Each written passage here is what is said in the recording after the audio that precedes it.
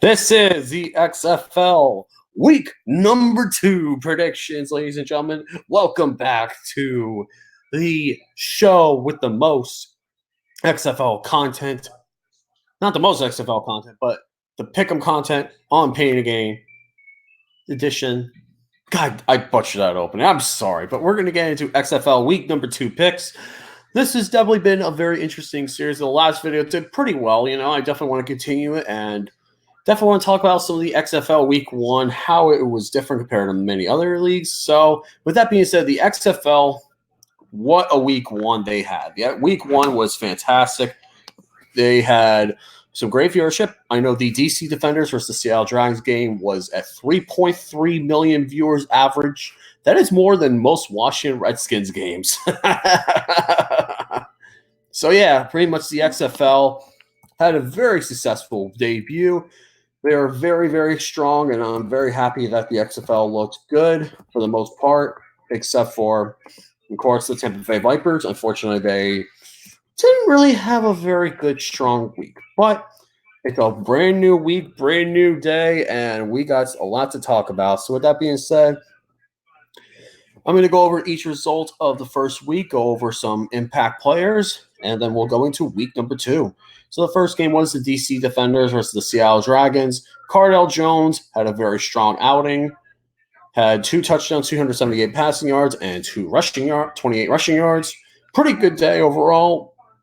The Seattle Dragons definitely do have an offense that can compete, but still the Seattle Dragons will definitely be a competitive team, but the DC Defenders look pretty strong. But the strongest team out of week 1 was the Houston Roughnecks. With Philip Walker, God, he looked phenomenal. 4 passing touchdowns, over 300 yards passing, 28 yards. He had 5 total touchdowns, including that 1 rushing touchdown. The Houston Roughnecks are the number 1 in the power rankings now for a reason. They looked very strong against the LA Wildcats, who just fired their defensive coordinator, Pepper Johnson, and replaced him right away. I'm pretty surprised about it, honestly. So the worst 2 teams, the Vipers got completely crushed. The Guardians' defense looks incredible. They destroyed the Vipers 23-3. And Matt McGloin didn't need to do much because their offense just their defense looked damn strong. The biggest upset of the week, though, was the St. Louis Battlehawks with Jordan Ta'amu. And the Battlehawks get a very impressive win on the road, the only team to win on the road last week. And they won 15-9 over the Dallas Renegades, the so-called favorites of the league going into week 1. But the power rankings, they will look like this. I'll go ahead and I'll do my personal power rankings. Because I don't know if I found the rankings yet, but there's the schedule. But the power rankings I will go over right now. I'll go and point to each one. So, number 1, without question, is the Houston Renegades, followed by second place, the DC Defenders. Third is the St. Louis Battlehawks. Fourth place is the New York Guardians. Fifth place, the LA Wildcats. Sixth place, the Seattle Dragons. Seventh place, the Dallas Renegades. And eighth place, the Tampa Bay Vipers.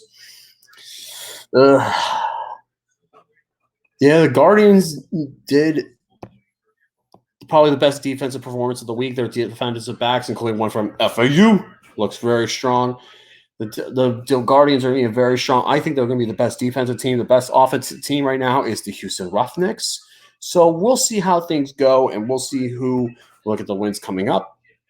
Overall, last week I did go 2-2 in my predictions. I lost with the Vipers. The Sunday games I went 0-2.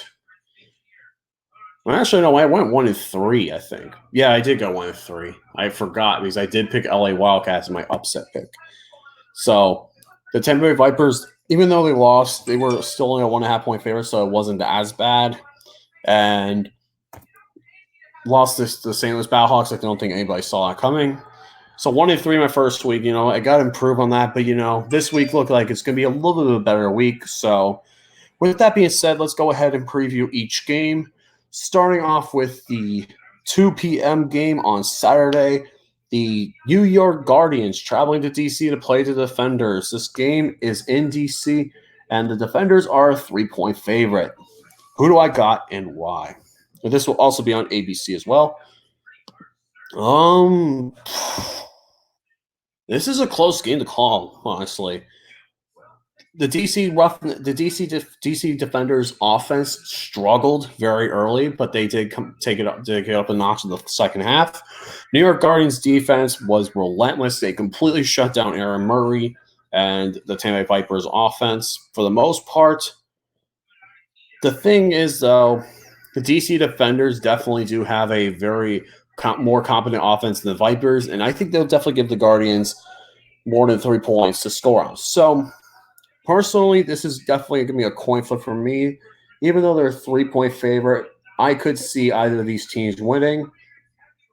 But if that being said, I like the Guardians here, actually. I like the Guardians in the upset. Why? Pure and simple. I think that the Guardians have the best defense, and defense always looks strong. The Guardians do have a very good, strong team overall. I think they're one of the stronger teams, especially with defense. And their offense is going to be simple. It's a run-first offense. They don't need to really do much compared to with the Defenders. The Defenders are more of a pass-happy offense with the defensive backs that the Guardians have. I think they can limit the DC Defenders. And against good defenses, Cardale Jones is not the best quarterback, but we'll see. This game could go either way.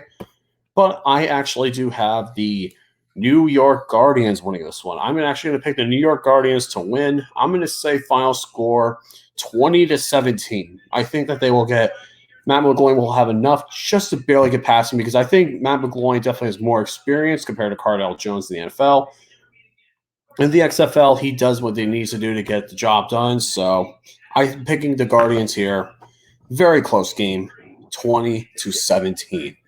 Next up is the matchup of the 0-1 teams. The Tampa Bay this is on Fox on 5 p.m. Eastern on Fox. The Tampa Bay Vipers versus the Seattle Dragons. This game is in Seattle, but the Vipers are 2.5-point favorites. Who do I got and why? Ooh. Oh, man. Honestly, this is a crapshoot game. Another crap, like the one with the Guardians and the DC Defenders. You could see either team winning this one.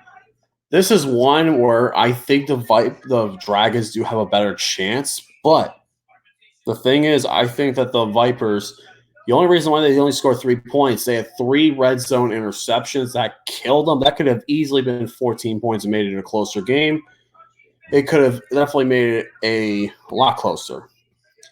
The Dragons were a team that really struggled with the Defenders until the very end. I think that the Vipers could definitely get a bigger win. I think they could definitely rebound because I think Murray, I don't know if he's the answer or not. I didn't think he had a great game the first game, but when Quentin Flowers was in the game for the Vipers, he looked so much better than Murray. And I think I'm going to go 2 scenarios here. If Murray starts and plays the same way he did, the Vipers are going to get killed and they're going to get blown out easily. But I think if Quentin Flowers plays, and I think they keep it to 2 quarterbacks like they did in the second half. The second half, when they had Quentin Flowers and Murray only playing sparingly, their offense looked a lot better. And I think they keep that system up. They could put points on the board because the only reason why they didn't convert on the end zone because their red zone offense really was just terrible. They had the worst red zone offense in the entire league last week. But red zone offenses could turn around easily within a week. I'm picking the Vipers here.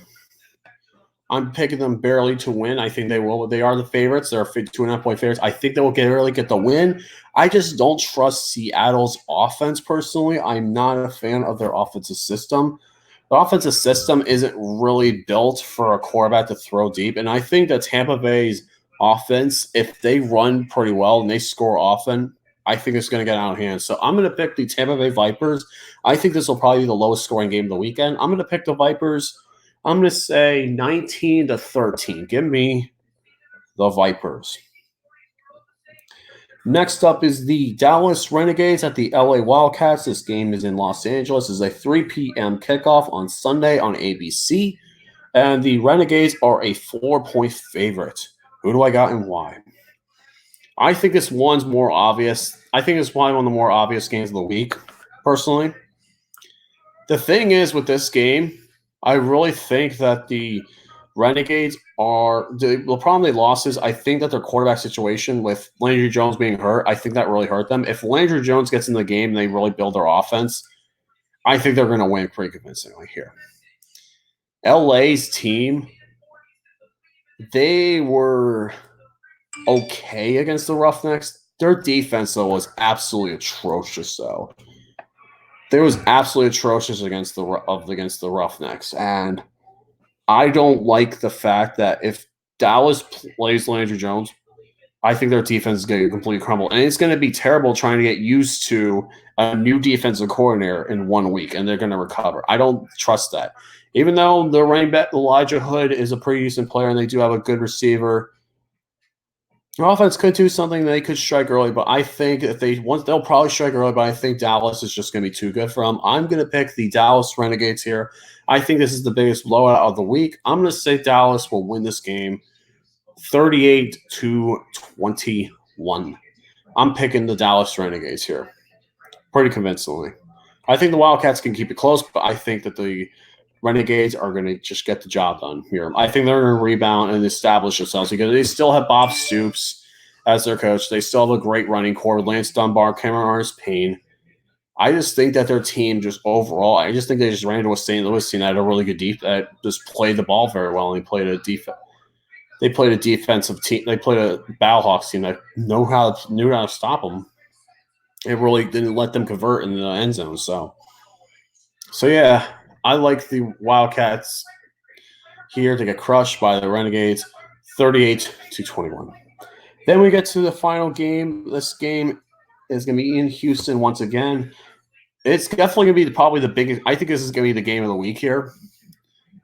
I think this is going to be definitely one of the games of the week, personally. Even though the spread is a little ridiculous, I still think this is going to be game of the week. It's going to be in Houston. It's the St. Louis Battlehawks, the Houston Roughnecks. This game is in Houston. The Roughnecks are a 7-point favorite, 6 p.m.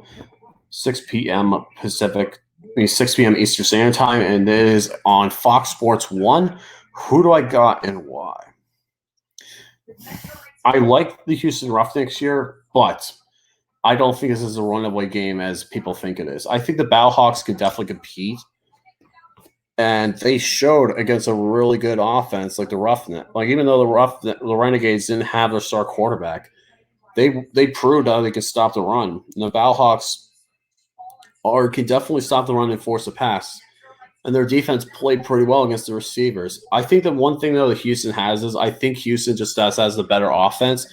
Even though Houston is the worst rush offense in the league right now after 1 week, I think that the passing offense is just too damn good with Phil Walker. He is going to have another good day here. I think that the Renegades are going to win pretty convincingly, but I think that the Battlehawks will keep it close for a while. I'm going to say my final score is going to be 38 to no, not 30. I already said 38. 41-28. I'm going to say 41-28. I think that the Roughnecks will win, and I think that they're going to I think the Battlehawks will keep it close early, but then I think the Roughnecks are just going to completely dominate like they did in the second half against the Wildcats. They completely dominated in the second half, not letting up. I think it's going to be right around the same thing. I think they'll keep it close to the first half, and then I think they're going to dominate. So give me the Renegades 41-28. So with that being said, that does it. That's going to be XFL Week 2 picks. I know it's a little bit of a quicker video than some of the other ones, but, I figured this would be a pretty good, interesting video here for XFL content. If you wanted to if I can give you guys a breakout player, I would probably have to say Landry Jones if he starts. I think Landry Jones is going to have a great day. If he starts, Landry Jones is going to be on fire, and he's going to be able to play the offense very well. And I know Bob Stoops is definitely going to have a game plan for the Wildcats. That's for sure, too. So,